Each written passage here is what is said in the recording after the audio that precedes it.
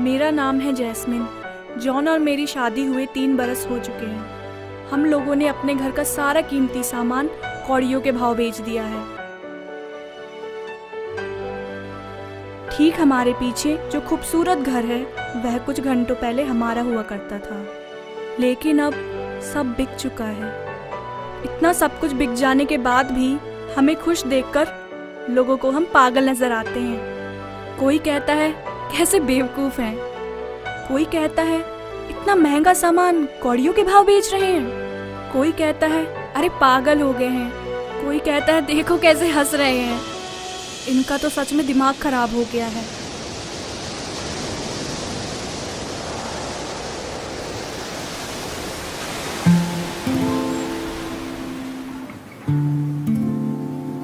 मैं सोच रहा था हम दोनों अच्छा कमाते हैं, क्यों ना अपने भविष्य के लिए एक घर खरीद लें। बस 15 लाख डाउन पेमेंट और बाकी का पैसा हाउसिंग लोन से मिल जाएगा। देखो इस ऐड को।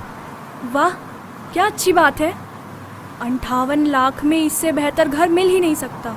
45,000 की किश्त हम दोनों आसानी से दे सकते हैं। मेरी मानो तो जल्दी से कॉल लगाओ।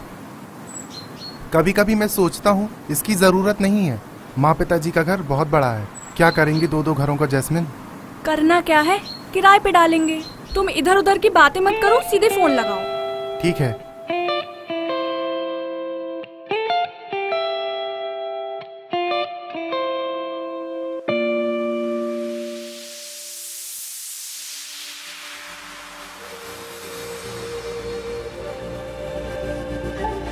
देखते ही देखते हम दोनों एक नए घर के मालिक बन गए। लेकिन घर होना ही सब कुछ नहीं होता।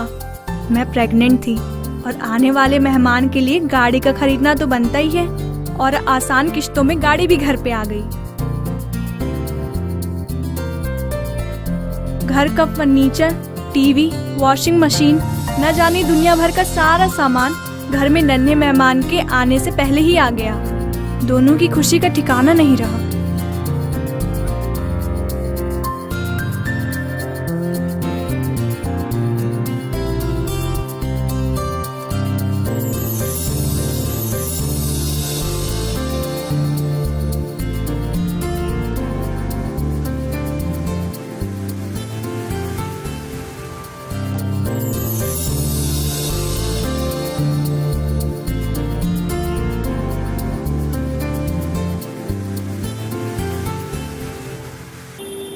लेकिन जॉन के जिगरी दोस्त जॉर्ज ने हम दोनों को चेतावनी देने की कोशिश की। गुड मॉर्निंग भाभी जी। Good morning. अरे जॉन, एक ही महीने में इतना सब कुछ खरीद लिया, कोई लॉटरी निकली है क्या? बैठो तो सही जॉर्ज।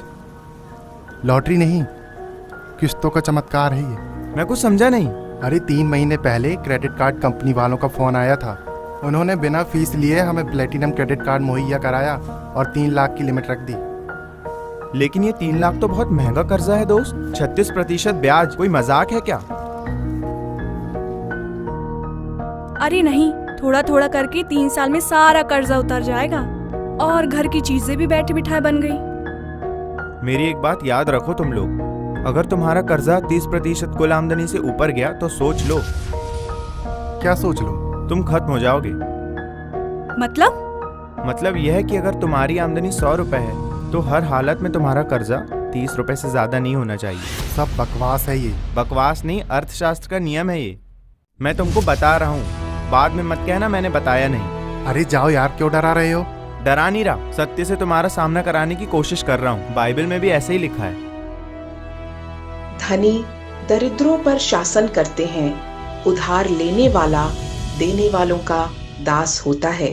नीति वचन 22:7।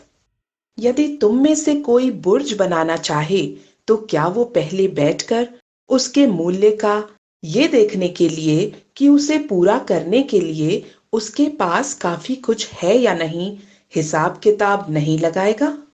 लूका 14:28। तुम्हारा यह बाइबल का पागलपन तुम्हें ही मुबारक। मुझे माफ करो दोस्त।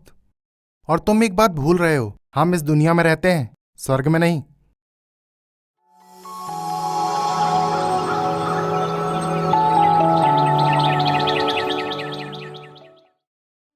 अरे जॉन, क्या हुआ?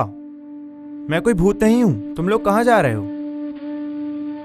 तुम ठीक कह रहे थे भाई, इन किस्तों ने रातों की नींद उड़ा दी है। जैस्मिन की नौकरी चली गई है, हम बर्बाद हो गए हैं। कर्जदार हर वक्त दरवाजे पर खड़े रहते हैं। भाई साहब, हमारा बच्चा किन हालातों में जन्म लेगा, यह सोचकर ही दम निकलता है। काश हमने आपका कहा माना होता। भाई, हम करें तो क्या करें, कोई उपाय नहीं सूझता। तुम ही बताओ, हम क्या करेंगे। मैं भी तुम्हारी तरह एक इंसान ही हूँ, गलतियाँ करके ही कुछ सीखा हूँ। मेरी मानो तो अपने आप को और अपने कर्जे को प्रभु यीशु के हवाले कर दो, कुछ न कुछ तो हल निकल ही जाएगा। तुम ठीक कह रहे हो।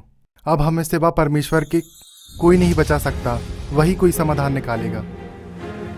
जिस किसी का तुझे देना है उसे चुका दे, जो कर तुझे देना है उसे दे।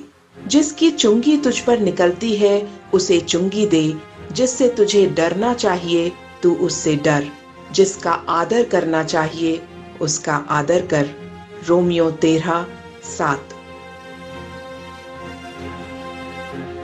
हमने अपना सब कुछ कौड़ियों के भाव बेच दिया था। सब हमें पागल समझ रहे थे।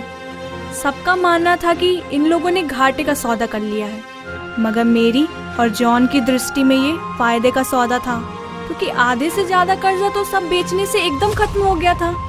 और हमें हमारे प्रभु यीशु मसीह पर पूरा भरोसा है कि बाकी का कर्ज भी कुछ ही दिनों में खत्म हो जाएगा। यह बात बाइबल भी हमें बताती है कि परख कर देखो कि हमारा परमेश्वर कैसा भला है।